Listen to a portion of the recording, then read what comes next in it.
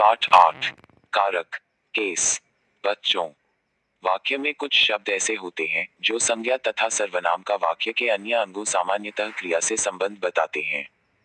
जैसे प्रशांत ने खाना खाया, संजना ने वर्तिका को कविता सुनाई, वह साइकिल से जाती हैं, स्वाति अविनाश के लिए उपहार लाई।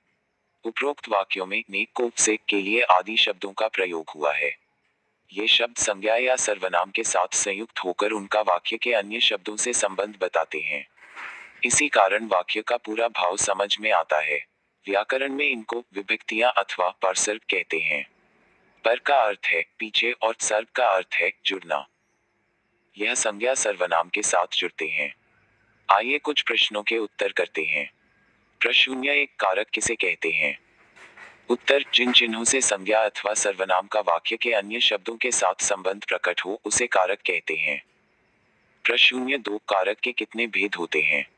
उत्तर कारक के 8 भेद होते हैं। यहाँ विभक्ति चिन्हों सहित उनके नाम निम्नलिखित हैं। कारक विभक्ति चिन्ह: कर्ता ने, कर्म को, करण से के द्वारा के साथ, संप्रदान को के वास्ते के लिए, अपादान से अलग होने अर्थ में, संबंध का के की रा रे थी, अधिकरण में पर, संबोधन हे अरे ओ। यहाँ तक ही लिखना है। यहाँ से आगे आपने इसे ठीक ढंग से समझना है। तो आइए देखते हैं इसकी व्याख्या। 1 कर्ता कारक काम करने वाले को कर्ता कारक कहते हैं। जैसे पुनीत ने स्कूल जाना शुरू कर दिया, निखिल ने खाना खाया। 2 कर्म कारक क्रिया के कर्म को प्रकट करने वाले शब्द को कर्म कारक कहते हैं। जैसे राम ने रावण को मारा, प्रदीप बैल को खरीदता है। 3 करण कारक कर्ता जिस साधन से क्रिया करता है उसे करण कारक कहते हैं। जैसे बच्चे हॉकी से खेल रहे हैं, राम पेन से पत्र लिखता है।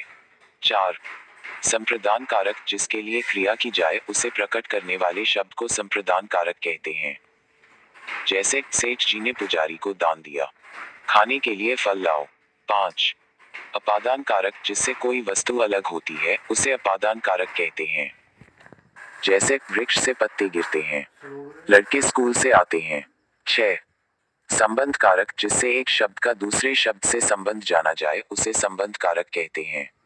7 अधिकरण कारक जिससे क्रिया के आधार का बोध हो उसे अधिकरण कारक कहते हैं। जैसे पुस्तक मेज पर रखी है, पक्षी आकाश में उड़ते हैं। 8 संबोधन कारक जिन शब्दों का प्रयोग किसी को पुकारने, सचेत करने आदि के लिए किया जाए उसे संबोधन कारक कहते हैं। जैसे हे ईश्वर, मेरी रक्षा करो, अरे अशोक, इधर आओ। इसे सही ढंग से याद करें।